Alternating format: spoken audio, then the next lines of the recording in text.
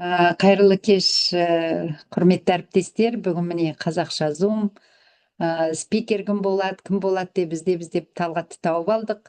Негізгі қазіргі бізде жақсы жүретін бір тема Талғаттың өзінің қалай айтсақ козырной темасы, иә, осы фуйл тапсты қалай өткізеді, қалай клиент жинайды, қалай реклама жасайды, қалай адамдарға жеткізеді осы фуйл тапсты. Енді басынан бастап осы Талғат қолға алды. Талғаттың арқасында десек те болады, осы фуйл тапсқа көп партнерлар көңіл бөлді. Сондықтан Талғаттың қосқан үлесі көп. Біздің осы бизнесімізге фуйл тапсқа. Енді бүгін осы тема енді актуальный тема болып тұр ғой. Осы туралы Талғат өзінің нәтижелерімен, рекомендациясымен бөлісіп кетсе, қалай бұл бизнесті көтеруге болады? TikTok арқылы, Instagram арқылы қалай жүргізуге болады, иә, фуйл тапс туралы тема. Өте қызықты тема. Талғат, өзіңе сөз. Рахмет, Айжан ханым. Саламатсыздар ма? Құрметті бүгінгі ортамыздағы миллионерлер дейміз ба? Өйткені сіздер қазір жаңадан келген кісі болсаңыздар, сіздер уже миллионерсіздер. Өйткені бұндай ақпаратты қазір қаншама адам отыр, просто біреудің эфирін қызықтап қарап отыр да, әшейін уақытын өткізіп. Сіздер болсаңыздар, өмірге деген құлшыныстарыңыз, біріншіден өзіме көмектесемін, тағы да өзіміздің отандасымызға көмектесеміз деген сияқты ниетпен кіріп отырсыздар да. Иә, Айжан ханым, рахмет сөз бергеніңізге. Бүгін вообще ойда жоқ жерден мен Zoom бүгін жүргізіп отырмын. Еще мен бүгін бір байқағаным, именно мен Zoom жүргізген күні неден бізде Залина жүргізеді. Залина екеуміз бір күнде жүргізіп қаламыз. И білмеймін не екенін, постоянно осылай. Мен Zoom жүргізген күні Залина да Zoom жүргізеді. Білмеймін, оның бәрібір кездейсоқ емес, значит, Залина екеуміздің бір волнамыз сходится деп ойлаймын. Волнамыз. Иә, достар, бұл жерде ешқандай бір сверхъестественный ештеңкем жоқ, просто біз тоқтамай әрекет еткеніміздің арқасында, тек қана жаңағы видео салғанның арқасында и хейтерлерді кормить еткеннің арқасында өте керемет. Иә, дұрыс айтасыз, Жазира ханым.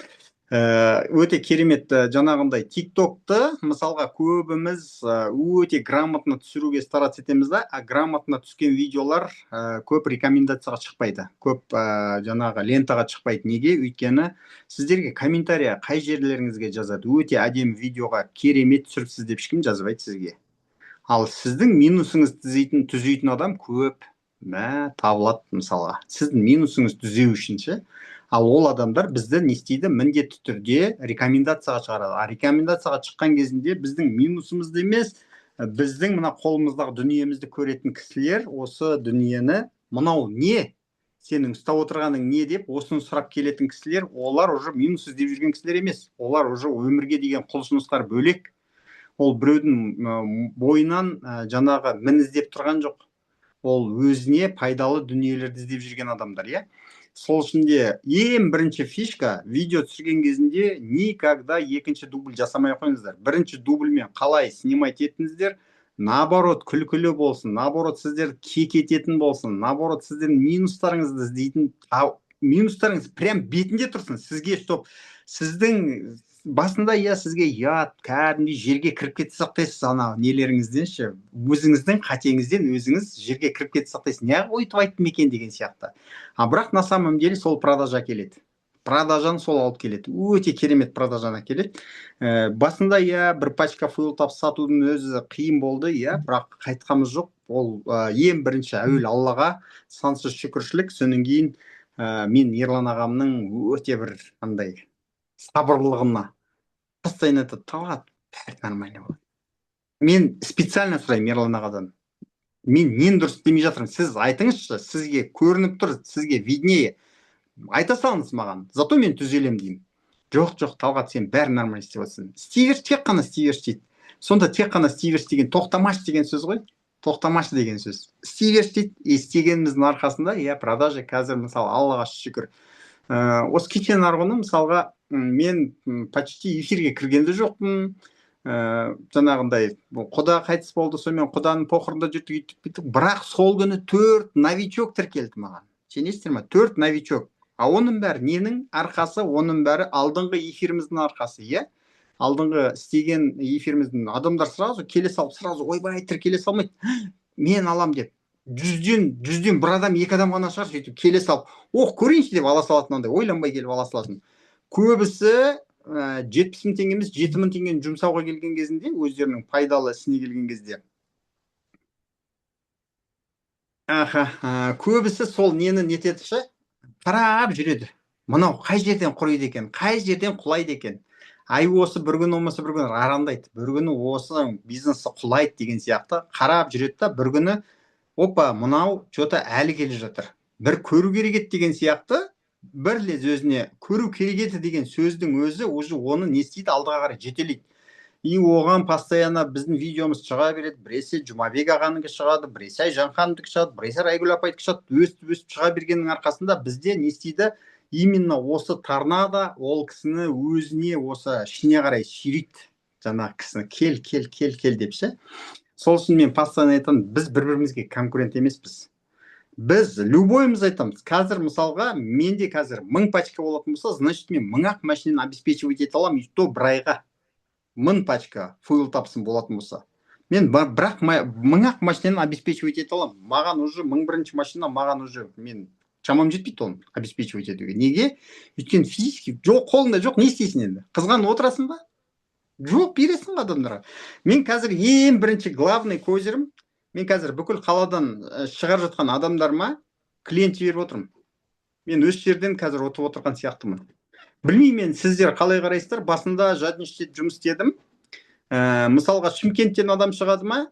Шымкенттен адам шықса, мен ол кісіге тіркеймін, заказ жасап беремін, бірақ мен ары қаратай ол кісіні вообще қарамайтын. Не істеп жатсың, алдың ба, қолдандың ба, қарамайтын. А қазір сол кісі Шымкенттен шығатын болса, мен ол кісіге айтам, заказыңыз келген кезде маған видеоға түсіріп жіберіңіз, келді деп айтыңыз. Мен хотя галочка қойып қояйын, Шымкентте бар екен. Шымкенттен біреу сұрайтын болса, мен сол кісінің номерін беріп отырамын. Міне мына кісіден барып аласың, 11.000 теңгеге пробаға бір пачкасын. Сол кісімен сөйлесіңіз, тіркелем десеңіз сол кісіге, болмаса өзім тіркеп беремін. Деймін да, мен сол кісіні көтеріп жатырмын. Шымкенттен болсын, Қарағандыдан болсын, Астанадан болсын. Сөйтіп жан-жақтан, қала-қаладан мен адамдарға өзім ғана бәрін, өзіме ғана нете беретін болсам, получается мен продажник болып қаламын. Тек қана арзан қалу, қымбатқа сатуда ғана отырып қаламын да, ол кезде менде ешқандай команда өспейді. Мен қазір 270 адамға бір группа ашқам, именно безопасный горение топливомен 270 адамға уже осы компанияға тіркеп, мынандай бір пачкадан болса да сатқан адамдарым 270 адамға жеткен екен. Мен өйткені мысалға айтайық, Айжан деген кісі, міне маған Айжан ханым көрініп отырғаннан кейін, мысалға Өскеменнен Айжан деген кісі келетін болса, мен не істеймін? Айжан Өскемен Би-эко деп жазып қоямын артына. Обязательно Би-эконы тіркеп қоямын. Неге? Өйткені ол кісі Би-экомен алды. Би-эко алды ғой менен. Мына безопасный горение топлива. И сөйтіп жинап жүре бердім. Менде 270 адам жиналған кезінде, Аллахтың қалауымен мен группа ашайыншы дедім да, Би-эконы жинап аша салып едім, 270 адам болды. 270 адамды бірақ моментте запускать етіп едім, елдерде андай сұрақ болды.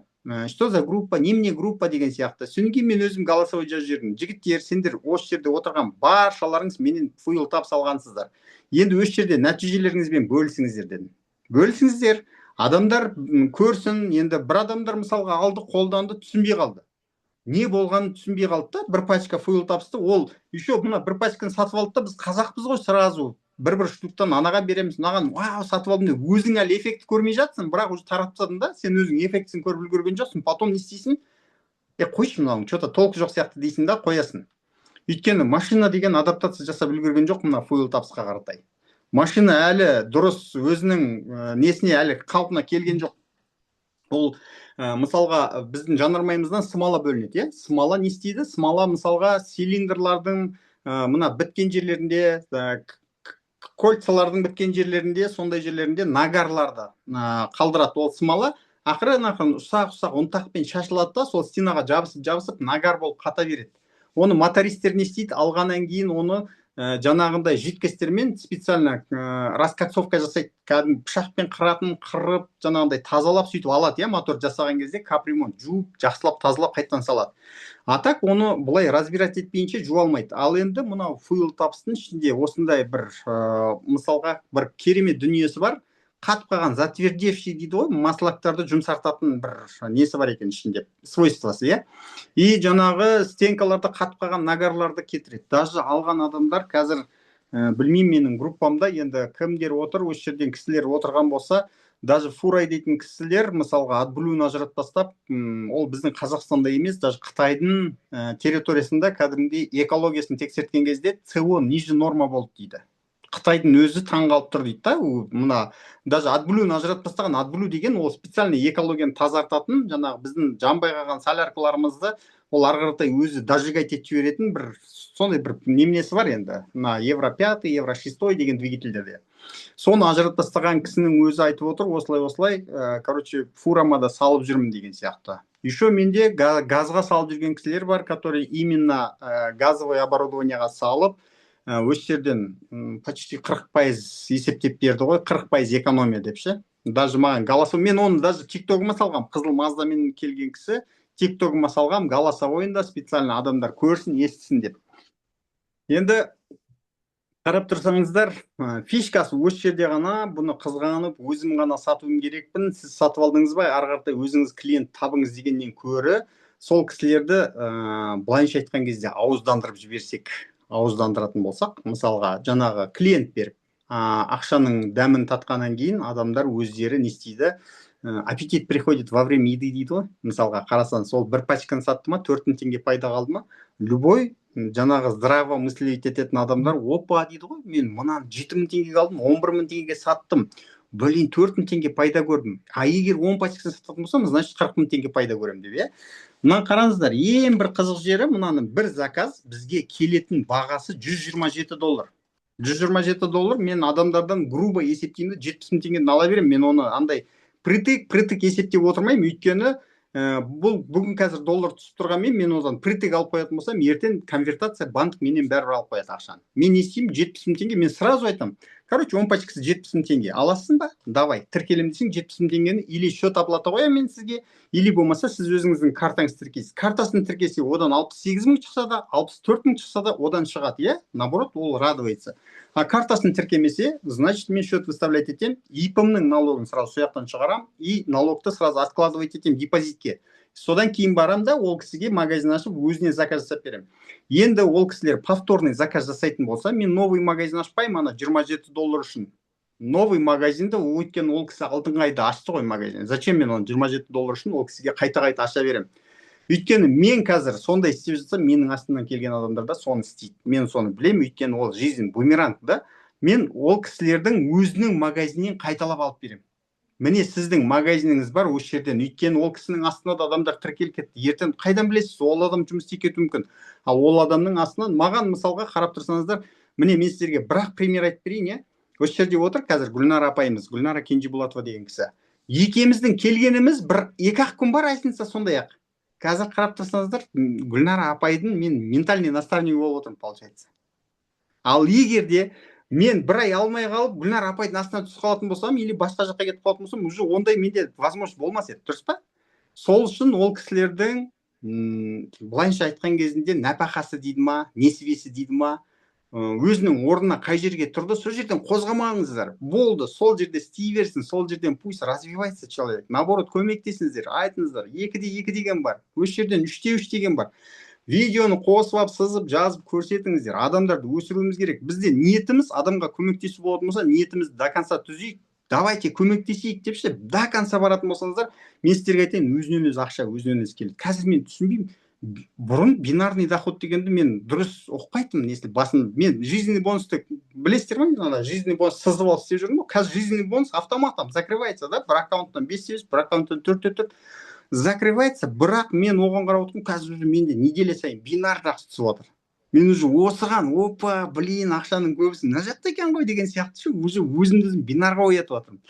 Оның бәрі неден? Оның бәрі жаңағы 35 долларға, 27 долларға қызықпаған үшін. Көп адамдар қазір мысалға 35 доллардан бір как будто байып кететін сияқты болып, новичокты мысалға бір адамдар мысалға өзі 5-те 5 жабу керек болатын болса, дайын магазин тұрса, зачем мына жақтан лучше бесплатно бірдеңкені ашып жеп 35 доллар түсіріп алайын деген сияқты солай істегеннен гөрі лучше повторный заказ жасаңыздар, сіздерге қандай күшті балл көтеріледі. Ол сізге ғана емес, сіздің наставнигіңізге, оның наставнигі сөйт көтеріле береді. Зато қанша адамға пайдаңыз тиеді. Сол жағын ойласаңыз, ертең зато сізді де ойлайтын астыңыздан адамдар келеді. Сізді де ойлайтын адамдар келеді. Өйткені бұл шынымен де заңдылық солай екен. Біз қалай дұрыс ойлап бастаймыз, и біздің командамыз да солай дұрыс ойлап бастайды. Әйтпесе, қазір қарап тұрсаңыздар, 35 доллар үшін істеп жатқан адамдарға бүйтіп қарайсың, уже мен білесің ғой, 35 доллар үшін, мына жақтан шақ етеді, мына жақтан. Өйткені ол кісі көп адам тіркеп тастайды, балл аз-ақ көтеріледі. Значит, не істеп жатыр? Значит, 35 долларды қуалап жатыр. 35 долларда отыр. Мен сіздерге айтайын, ақшаның ең жақсы жері бинарда. Ең жақсы жері. Бинарыңыз жақсы ма, значит, сізде и матч бонус жақсы болады. Матч бонусыңыздан қазір мысалға Болат ағалардың, жаңағы Ғали Бекенұлдардың, міне Айжан Акимбекова отыр. Осы кісілердің мысалға уже бинарынан да жаңағы уже алып отырған 20%-тері уже бинарларын превышать етеді осы кісілердің, қарап отырсаңыздар. Сол ішінде бұл бизнес кәдімгідей үлкен масштабта істелетін бизнес. Үлкен масштабпен ойлануымыз керек. Біз қазір мысалға қарап тұрсаңыздар, мен Алматы қаласында тұрамын. Алматы қаласында қаншама машиналар. Қазір ЖК-ларға баратын болсаңыздар, машина қоятын орын таппайсыздар. Это значит, не деген сөз? Біздің бизнесіміз енді басталып жатыр. Значит, қазір қозғалып қалатын болсаңыздар, сіздер әр қайсыңыз осы тура золотая жиланың бар ғой, тура үстінде отырасыздар. Үстінде отырасыздар. И мына бүгін келген адамда ойлап қалмаңыздар, бүгін келген адам ана үстіндегі адамды байытады екен. Жоқ, сіз де байисыз. Неге? Өйткені сіз басқа адамдарға көмектесесіз ғой. Өмір сізбен бітіп қалмайды ғой. Кеше біреусі айтып отыр, соңғы адамдар косякқа кіреді деп. Соңғы адам кім сонда өмірде? Қалай ойлайсыздар? Кім соңғы адам? Кім біледі? Соңғы адаммын деп айтатын адамдар бар ма екен осы жерде? Мен мысалға алғашқы адаммын. Ал кім соңғы адаммын деп айта алады өздерін? Ешкім соңғы адам емес, өйткені бізде ұрпақ жалғасуда. Ол тоқтамайды. Біз қаласақ та, қаламасақ та біздің ұрпағымыз жалғасады. Өйткені біздің қанша ата-бабамыз өмірден өтіп кеткен. Сол сияқты просто анандай көп адамдардың жүрегі тас болып қалған, жүрегі арамдықты ойлап алған, мысалға кіріп алады да, сендер бұны дәлелдемей жатып, не істеп жатсыңдар, сендер кімді? Біз дәлелдедік. Мен мысалға өзім бұдан артық дәлел маған керек жоқ, маған ешқандай ғалымның керек жоқ. Мен өзімнің новый машинама, міне көп адамдар біледі, новый машинама алған күннен бастап салып келе жатырмын. Если мен өзіме салмаған болсам, мен өзгеге айтпас едім. Өзіме салдым, мен нәтижесін көрдім. Менде қазір әлі күнге шейін любой адам любой жерде мен тоқтатып алып тексере алады, глушителімде сажа жоқ екен. Любой адам тоқтатып алып менің моторымның майын тексере алады, что моторымның майы светлый екен. Аппақ қағазға сүртіп тұрып көрсеткізіп береді. Любой адамға. Мен ол жағынан нетпеймін. Өйткені маған келген адамдар, мен TikTok-тан көргеннен кейін ақыры менімен сөйлестіріп глушителін сүртіп көреді. Көре бер деймін, ұялма, көре бер. Неге сен ұяласың? Өйткені сен өзіңнің глушителін сүртіп көрдің, күйе болып тұр. И сен менікін сүрткің келіп тұр. Сүрт, қорықпа, кәдімгідей видеоға түсіріп сүртіп ал, көріп ал. Шынымен де жігіттер көп келіп, шынымен де қазір жаңағындай көріп кетеді. И содан кейін оларда уже не істейді, сенімділік. Қазір мысалға, даже кейбір кісілер видеоға түскен кезінде, именно баққа салатын кезінде бүйтіп таблетканы резко лақтырып жібереді, көрсетпейді да. Сіздер видеоны жақындатыңыздар, баққа бүйтіп тастағандарыңыз до конца бүйтіп точно көрсетіңіздер. Адамдар қазір до такой степени бір көзіне сенбейді, шын көрдің ба, өтірік көрдің ба деген сияқты. Сол үшін ананы салған кезде камераны дұрыс править етіп, ананы бүйтіп салғандарыңызда дөңгелеп кетіп баратқан таблетканы бүйтіп домалап кетіп баратқаны үшін түсіріңіздер. Сол кезде адамдарға қазір сенімділік керек. Бұрынғындай нан жоқ, нанның орнына торт жеп отырмын, су жоқ, судың орнына шампанский ішіп отырмын деген өтірік әңгіме жүрмейді қазір. Шынайылық керек қазір бізге. Вот шынайылықты көрсетесіздер, сол кезде сіздерден алушылар көбейеді. Сіз газельмен түсіретін болсаңыз, сізден газель айдайтындар келіп алады. Сіз трактормен түсіретін болсаңыз, сізден трактор айдайтындар келіп алады. Сіз фурамен түсіретін болсаңыз, сізден фура айдайтындар келіп алады.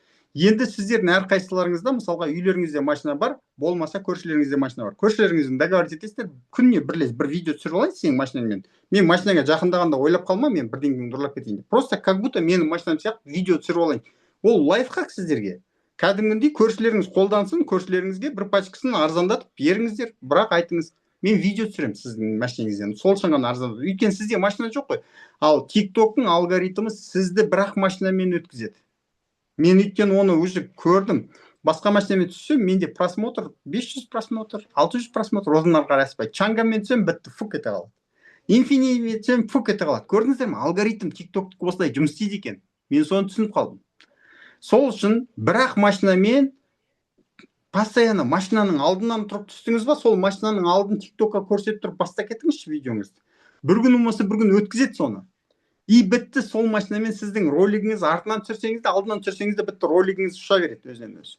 TikTok-ның алгоритмі осылай жұмыс істейді екен. Сонан кейін прямой эфир кезінде, мысалға Fuel Taps'қа адамды шақырған кезінде ELF-ті қосып, мен ELF-ті жеп, энергичный болып Fuel Taps айтып отырмын. Зато маған қазір Fuel Taps алатын адамдар келеді да, братан өткенде бір энергия беретін бірдеңке жеп отыр едің ғой деп сұрайды. Көрдіңіз ба, дополнительно уже менде Fuel Taps'пен бірге ELF8 де кетіп жатыр. Сол үшін де енді бүкіл лайфхакпен бөлісіп отырмын. Мен қазір мына жерде новичоктар да бар, ешкімнен ештеңені аяп отырған жоқпын. Әрқайсыңыз осы жерден осындай немен бастап кетсеңіздер болады. Бизнес оп-оңай, қиындатпаңыздар. Кім қиындатады? Бизнес. Мысалға, ең бірінші очередь кім бүйтіп айтады? Менен ешкім алмайды деп айтады ма? Ол сіздің миыңыз қол шапалақтап отыр. Ура, менің хан ием дейді. Мынаны ешкімге сата алмай жатыр, значит, біз ары қаратай ешкімге айтпаймыз бұны дейді. Миыңыз қуанады, бірінші очередь. Неге? Өйткені миыңызға сіз не дедіңіз? Бізден ешкім алмай жатыр дейді. Сіз бірінші очередь миыңызбен ақылдасып жатсыз да? Бізден ешкім. Мен неге айтамын? Менде күнде өтіп жатыр. Менде қазір действительно күнде өтіп жатыр. Неге? Басында өтпей тұрғанда айта бердім ғой. Айта бердім. Ми ақпарат өзі іздейді. Даже сіз ұйқыға кетіп баратсаңыз да, кредитті қалай төлейміз деп ұйықтайтын болсаңыз, түнімен ұйқыңыз дұрыс болмайды, кредитті қалай төлеймін. Миыңыз соны іздеп жатады, проблемасын шеше алмай жатады. Ал енді сіз идея іздеп жатыңыз, қалай адамдарға айтамын деп. Қалай жеткіземін мынаны? Жеңіл түрде қалай жеткіземін? Міне жеңіл түрде без проблем қазір келіп жатыр. Келіп жатыр адамдар. Өздері мына группадан анау алдында бір пачкадан алып, түсінбей қалған кісілердің өзі жекеме шығып, тәке өткендегіден 10 пачка алайын деп едім.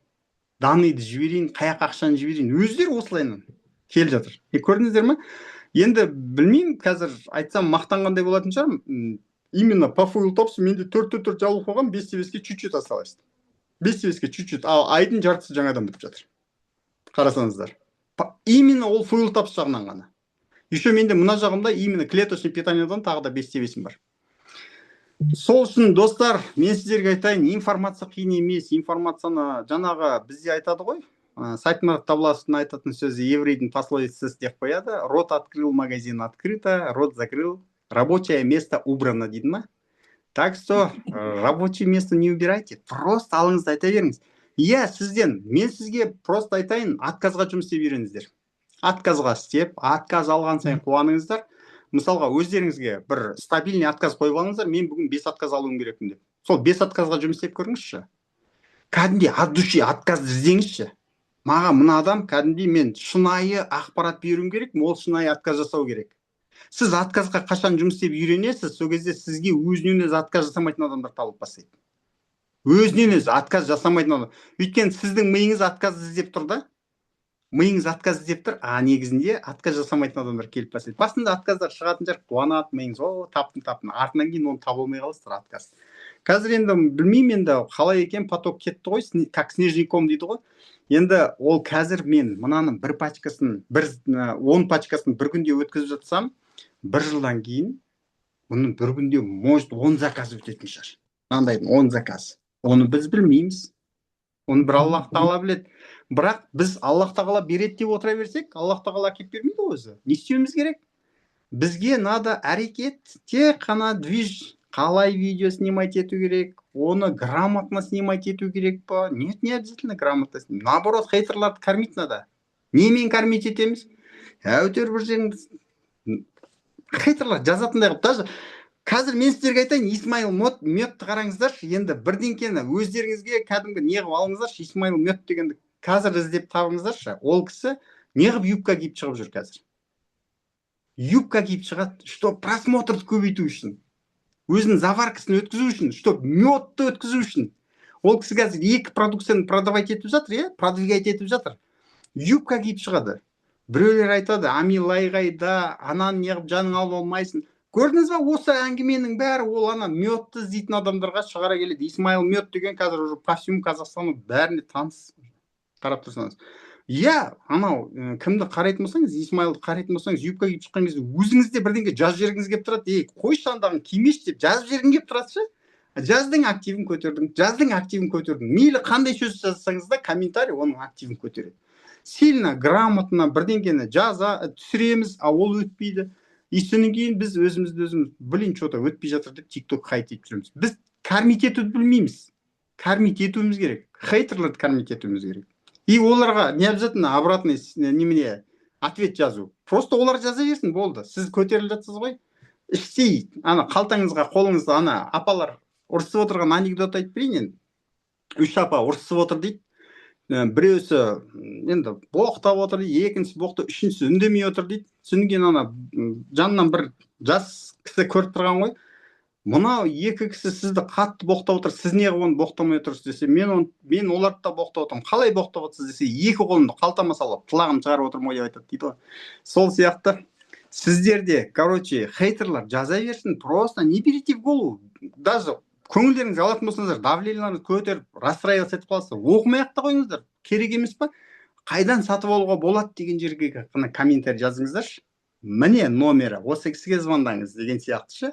Ана деп атса, аха деп өткізіп беріңіз, болды. Міне осы.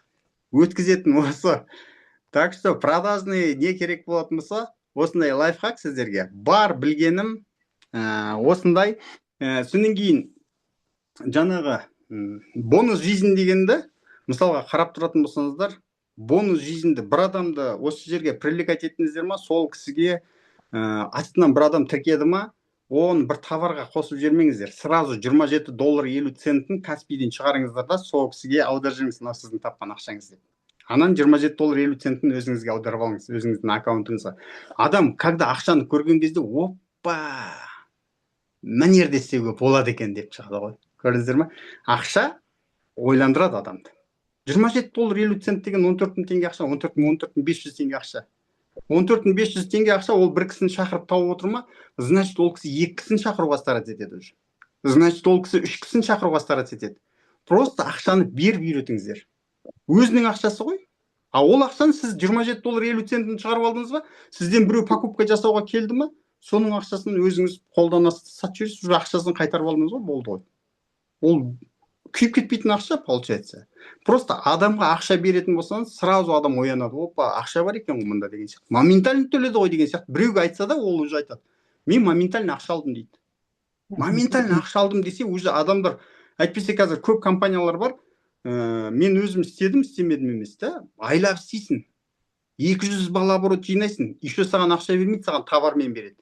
Сен ана товарды әрең сатып жүрген товарыңды товармен берген кезде ол товарды қаяққа девать етерін білмей қаласың. А мына жерде, пожалуйста, ақша. Көрдіңіз ба? Моментально ақшаны таптыңыз. И дальше. И соляркаға да қолдануға болады, газға да қолдануға болады, бензинге де қолдануға болады. Осыны қорықпай айта беріңіздер. Бұл fuel тапстан ешкімнің моторы құрмайды.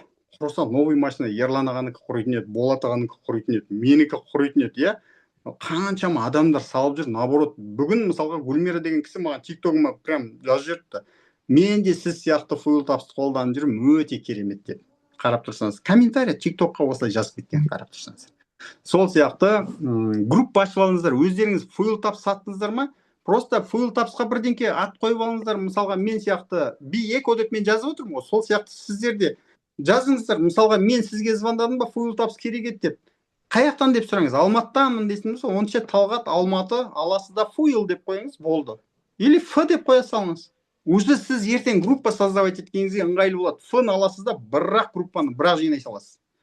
Ана группаны моментально жинайсыз да, голосовой біраз жаса, ал енді отзыв айтыңыздар. Пожалуйста, өздеріне өздері сатып береді адамдар. Ешкімге жаманшылық ойлап отырғанымыз жоқ. Бәрі сол жерден не істейді, наоборот, бір-біріне жақсы, күшті поддержка беріп, сатылып кетеді. Қарап тұратынымыз. Дым қиындық жоқ, кім қиындатады, ол кісілерде сауда жүрмейді. Кім қиындатады, ол кісілерде. Біз кімбіз? Біз продуктовый магазинде, жаңағы, былайынша айтқан кезде продуктовый магазинде итті сатып жүреміз керек қой. продуктовый магазинге ит ілесіп кіріп кетсе, оны да сатып жіберуіміз керек деген сияқты ол получается. Өйткені біз сондай құндылығын жеткізіп беруіміз керек, дүниенің құндылығын жеткізіп беруіміз керек. Әрқайсымыз оны білеміз, құндылығын. Бәріміз біліп тұрмыз, что фуйл тапс өте керемет. Біз бірінші очередь адамдарда мынандай ой болады, ал вдруг анаған көмектеспей қалсашы деген сияқты. А сіз ол ойды наоборот керісінше ойлап алыңыз. А вдруг көмектесіп кетсеші. Қандай керемет, е? А вдруг көмектесіп кетсе. А вдруг ол кісі сол ақшаны экономдап, ертең бір жылдық экономдаған ақшасына, машинасына прицеп сатып алсашы. Или болмаса бір жылдық экономдаған ақшасына тағы да бір қосымша машина сатып алсашы. Солай ойлап көріңіздерші өздеріңіз. Біз мына информацияны бермесек, значит, ол кісі ертең басқа біреуден алады. По-любому алады ол информацияны. Қазір сіз туысқандарыңызға айтпай жүрсіздер ма? Ертең туысқандарыңыз маған тіркеліп жатса ренжімеңіздер. Өйткені сіздер информация берген жоқсыздар. А мен беріп отырмын. А содан кейін сіздер ренжисіз, мен туысқаным сізге тіркеліп кетті деп. Ол информацияны кім берді? Мен бердім, маған тіркелді.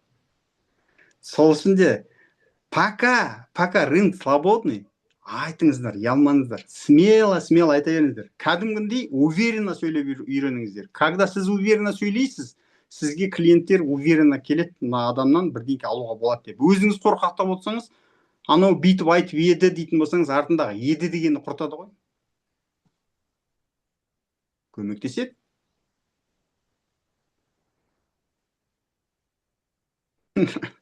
Нет, мен ешкімге сатып бермеймін, ренжімеңіздер. Әркім, кеше мен тиктогыма бір кісі келіп, менде бар 5 пачка дейді. Мен сразу не істедім, бәрлеріңізге урок болсын. Біреудің тиктогына барып, менде бар деп айтпаңыздар. Ол жерде кукуруз охранять етіп отырған жоқ, ол жерде өзінің бизнесін жүргізіп отыр. Сіздің бизнесіңіз жүргізіп отырған жоқ. Әрқайсыңызға бұл урок болсын. Біреудің тиктогына барып, менде продукция бар деп айтушы болмаңыздар. Мен тұрдында, ренжісін, өз жерде тыңдап отырған шығар. Мен тұрдында, мына кісінікін тыңдамаңыздар, мына кісінікі уже фальшивый ғой дедімді, блокқа қойып салдым ол кісіні.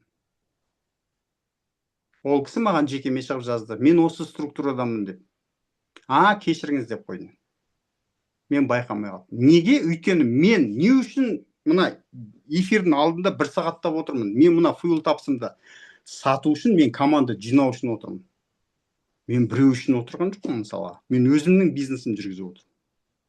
Дұрыс па? Бұл енді мысалға ренжитін әңгіме шығар біреулер үшін. Мен үшін мен біреудің эфиріне барып айта алмайды екен. Менде фуйл тапс бар, сата алмай отырмын. Сата алмай отырсам, значит, мен виноватпын. Значит, мен ешкімге айтпай жатырмын. Так что, достар, фуйл тапс деген өте керемет өнім. Если фуйл тапспен біз бірінші орынға шықпайтын болсақ, енді білмеймін енді. Өйткені қараңыздар, қаншама машина бар. Еще бізде қазір Алматы қаласында метроны барлығы жақтан шығарып жатыр, иә. Метро барлықты бұзып алыпсыздар, 5000 автотұраққа. Кімнің машинасы, жаңағы тех состояниесі неменеге жатады, госстандартқа жатады, значит, олар Алматы қаласына кіреді. Кімдікі жатпайды, оларға не істейді? Үстіне налог бергізеді да, оларды кіргізеді. Ал енді мысалға бәрінің машинасының катализатор бар деп айта алмаймын. Қазір Алматыда мысалға айтайық, бір кем дегенде 30% машинада катализатор жоқ. Армениядан келген машиналарда катализатор жоқ. Әрқайсысы былай ойлап жүр, мысалға, мен уже бірталай адамға мынандай өзімше сұрақ қойдым. Мына катализаторды не сатып алып қойғызып алмайсың дегенде маған мынандай жауап келді. Мен ғана ғой дейсің ба, осы экологияны былғап жүрген? Басқалар да түзе басында, сен кейін түзейміз ғой деп. Неге былай ойламасқа? Хотя менің глушительімнен жаман ауа шықпасыншы деп. Хотя мен засорять етпейінші ауаны депші. Әрқайсымыз өстіп ойлайтын болсақ. Біздің Қазақстан гүлден кетпей ма, иә?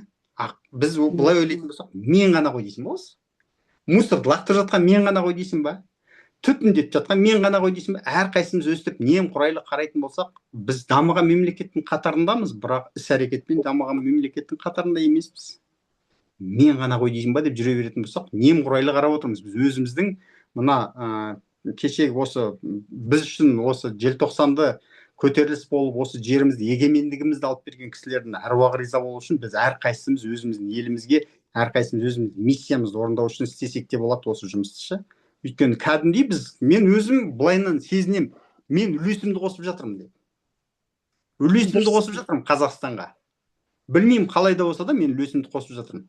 Иә, арасында мысалға артқа тартпалар болады, ол кезде бүйтіп басында ойланып қалатын, может мен неправильно делаю. бір қараймын да, битке ренжіп мен тонымды отқа лақтырамын ба деген сияқты тағы да ойланамын. Ол мысалға не істеді, ол диванный эксперт жатып алды да маған несі бар соны айтты. Он чем богат, тем и делился со мной. Болды, ол немен богатый? Болды, ол негативпен богатый человек. Ол алды да маған негативін жіберді. А мен оған көніп қалатын болсам, не істеймін? Ертең мен де сол сияқты негативші болып диванда жатамын, мен де біреуге комментарий жазамын. Мен де істегем бепикте. Дым пайдасы жоқ деп, Неге? Өйткені мен до конца апара алған жоқпын ғой. А до конца апарам дейтін болсаңыздар, алдыларыңызға мақсат қойыңыздар. Мақсаттарыңыз айқын болатын болса, сіздерге кім? Қазір мен эфиріме просто тиктогыма кіріп көріңіздерші, қандай комментарийлер жазып жатыр, бәріне жауап бере аламын. Бәріне жауап. Даже мен айтамын, гостевойға көтерілші айналайын, екеуміз осы жерден. Сен елдің көзінше сұрақ қой, мен саған жауап берейін осы жерде. Көтеріле алмайды көбісі. Мен айтамын, үретіндер көп, қабатындар аз деймін да. Үретіндер көп, қабатындар аз. Көтеріле алмайды ма? Дәлелі жоқ па? Мен ешкімді алдағанымды дәлелдей алмай ма? Значит, ол просто үретін біреу болып тұр. Ол қабатын адам емес. Үретін біреу болып тұр. Сол үшін де анау-мынау хейтерлерға беріліп қалмаңыздар. Ой, анау бүйтіп айтады екен, мынау сөйтіп айтады екен. Наоборот, ол сізді хейтерлар сізді не істейді? Сізді шыңдайды. Бриллиантами не рождается, а бриллиантами становится дейді. Шыңдалуымыз керек, қайралуымыз керек, егелуіміз керек. Сонда бриллиант, многогранный бриллиант болып шыға келесіздер. Так что сіздер жақсы орындасыздар. Бүгін келген кісілер, қадамдарыңызға гүл бітсін, өз жерден үлкен доходқа жетіңіздер. Қалаған қалауларыңызға көп команданың наставнигі болыңыздар. Енді бүгін біздің ең ерекше мейрамымыз құтты болсын, егемендігіміз. Бұл өйткені қаншама ел бар, мысалға, өзінің жерінде, өзінің елінде тұра алмай жатқан, елі жоқ, не родина, не флага дейді ғой, мысалға. Аллаға сансыз рахмет. Біздің жеріміз бар, еліміз бар, көк туымыз бар, байрағымыз бар. Шүкіршілік етейік. Жақсы бейбітшілік өмірде біз енді қарап тұрсаңыздар, бай мемлекетте тұрып жатырмыз. Өйткені біз аздыратын өнім іздеп жүрміз. Қалай азсақ екен деп. А мен әне күні осы ютубтан қарадым, Африканың бір мемлекетінде 50 мемлекетке бөлінеді екен Африканың. Бір мемлекетінде кожасы сүйегіне жабысып жатқан балалар до такой степени аштықтан тұра алмай жатыр орнынан. А біз болсақ тайрандап, шапқылап, жуынды қылып төгіп жатырмыз, ішпей, жемей мысалға. Шүкіршілік етуіміз керек, тауба деуіміз керек. Біз жақсы жерде өмір сүріп жатырмыз. Жылаған, андай ожиданияда жүрген кісілер, қой үстіне бос тұрған жұмыртқалған заман келеді деп жүрсеңіздер, өтіп кетеді ол. Қой үстіне бос тұрған жұмыртқалған уже маған келіп алды, сізге қашан келетінін білмеймін. Сіз күтіп отыратын болсаңыз, сізге келмейді ау. Оған тұрып әрекет етуіміз керек. Арттағы 3 килограммды көтеріп алып, кәдімгідей жүруіміз керек, ары бері жұмыс істеуіміз керек. Болды, сол кезде ғана қой үстіне бос тұрған жұмыртқалаған заман келеді. Келді сол. Маған келді, мысалға, сіздерге білмеймін. Айжан ханымға келді, Бәтші апайға да келіп, Бәтші апай өйткені күліп отыр. Біліп отыр, бәрі де бар де. Рахмет сөз бергендеріңізге. Сұрақтарыңыз болса қойыңыздар. Талғатқа сұрақтарыңыз болса қойыңыздар. Фуэл тапс туралы тағы да айтпай кеткендері болса, бәрін біліп алайық. А то может жасырып қалған шығар деп. Ұмытылып қалғандар болса, информацияны сұрап шығару керек қой. Мен мысалы бәр жағынан естідім Талғаттың айтқанын. Қалай қызықты қылып түсіру керек, хейтерлермен қалай жұмыс істеу керек, хейтер болса қуану керек деген сияқты. Оның сөзін оқымай қою керек дейді. Кейбір хейтерлердің сөзіне кейде жының да келеді, бірақ сол хейтерді благодарю, рахмет деп. Благодарите, да. Молодец, сен жазғаның, мысалы, маған 10 просмотр береді, 100 просмотр береді, сенің осы сөзің үшін деп жақсы бір ойлармен өткізе беру керек екен. Ол да дұрыс. Вот, рахмет саған. Талғат бүгін звондаған кезде сразу жарайды деп келте салды ғой. Мен айтамын, настоящий лидерлер сөйтеді. Бір звонок. Бізде кім Ғалия Серғазина да айтады ғой, звондаған кезде қалай ниет деп айтасың? Хорошо дей саламыз, ладно, выступлю деп. Содан иә кейін Ғалия Серғазина да айтып жатады ғой, никогда не отказывает спикеры деп, поэтому растет. Вот Талғат действительно бүгінгі берген энергияң қанша адамның көңіліне, сұрақтарына жауап бердің, қандай да бір неменесін ояттың, иә, осы фуилтапспен мен де істейінші деп. Вот осының істеген жақсылығың саған 1000 еселеп, 100 еселеп, 1000 еселеп, миллион еселеп қайтады. Ол вот өмірдің заңы солай. Қалай бөлістің, вот солай саған көп немелер келеді. Клиенттерің де көбейсін, партнерларың да көбейсін, бәр қаладан, жан жақтан өстіп жарқырай бер Талғат. Настоящий бриллианттар астынан шыға берсін, Бәтші апай сияқты. Аумин. Иә. Көп Бәтші апа туылса екен. Иә. Бәтші апалардан де. Иә. Талғат өзі жап-жас болса да, командасында да қандай мықты апалар жинап алды. Вот сол сияқты. Біздің командамызға Талғат келсін деп қояйық. Рахмет, Балжаш апай. 2 келсе болды, фуилтап сататын деп па. Сол үшін Талғатты іздеу үшін өзіміз кішкене әрекет жасауымыз керек. Сонда сіздерге Талғаттар келеді. Жандырып фуилтап сататын. Иә, Не адам қалай ниетіне қарай береді дейді ғой, ниеттеніп істей беру керек. Болды. Ойды түзеу керек, жаңағы сияқты. Жаман ой, қорқыныш неше түрлі алып тастау керек. Жаңағы айтты, ой, бұның ақшасы жоқ, бұл ала алмайды, өтпейді, сөйтеді, бүйтеді деп өзіміз программадан қоя аламыз да, программа бізге жұмыс істейді. Любой программаны қойсаңыздар, сол программа сіздерге жұмыс істейді. Міне, программа мына жерге жазылу керек. Вот сондықтан Талғаттың программасы мощный программа. Талғаттың программасын жазып алыңыздар да сол программамен істей беріңіздер. Сіздер Талғатты басып озасыздар. Любой қуанбаса ренжімеймдеші, Талғат. Любой озып кетеді, иә.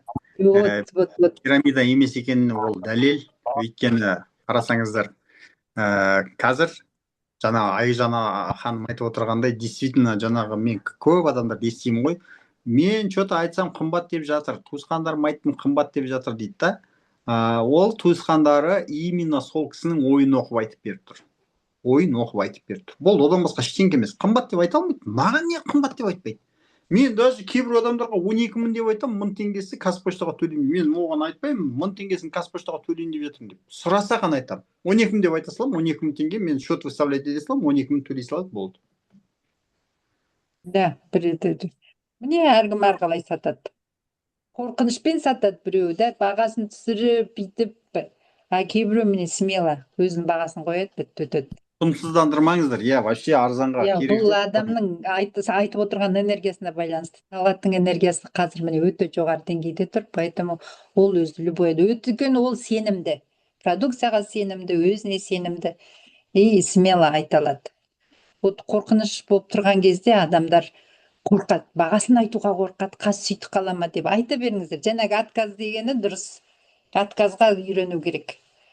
Содан кейін тағы бір лайфхак, Айжан ханым, лайфхак группаға айта салайық, андай немене қазір бар ғой, маған OLX-тан фуилтапстың суретімен шықты, бүйтіпші, сізде бар ма деп OLX-тан алынған суретпен шықты. Ол кісілер не істейді?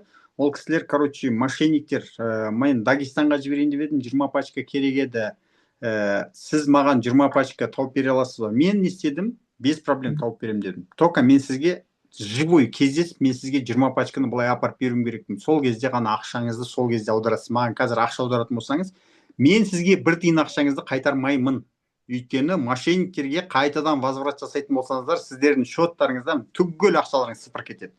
Сол үшін сіздерге, если договорсыз, ештеңкесіз ақшаны салып жүріп, или даже 1 пачкасын алам деп тұрып, 13.000, 14.000 салып жібердім, ойбай байқамай қалдым, маған бәленше теңгені қайтар дейтін болса, кешіріңіз, мен сізге через терминал сдачаңызды қайтарып берем деп, өздеріңіздің каспийлеріңізден никогда қайтармаңыздар.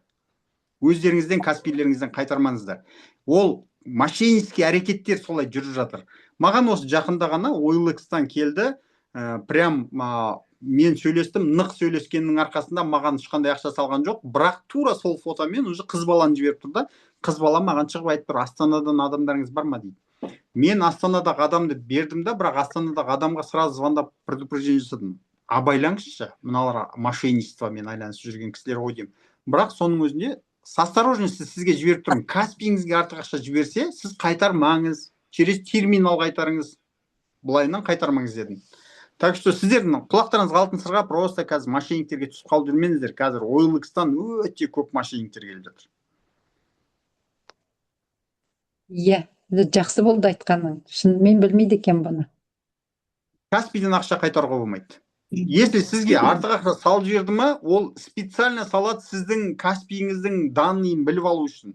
Мысалға, фейлтапсқа сізге 12 мың салу керек, ол тұрады да сізге 120 мың салып жібереді, айтады, ошибочно я 1-0-ді артық жазып жібердім. Можешь вернуть дейді, да? Я смогу вернуть тебе, но только через терминал я тебе верну. Ты мне дай реквизиты свои. Я тебе через терминал, сейчас же я тебе отправлю деп, осылайынан через терминал жіберіңіздер. Өздеріңіздің Каспийлеріңізден жібермеңіздер. Өйткені оларды білмейсіз кім екенін. Ой, рахмет. Рахмет, мынандай важный Рахмет, информация. рахмет. Запись остановила, да, Ежан? Ой, жоқ. Арада бері Мен ұмытып кетіп. сөйлеп жатырмыз. Ничего, полезный. Иә, рахмет, Талғат, білген жоқпыз.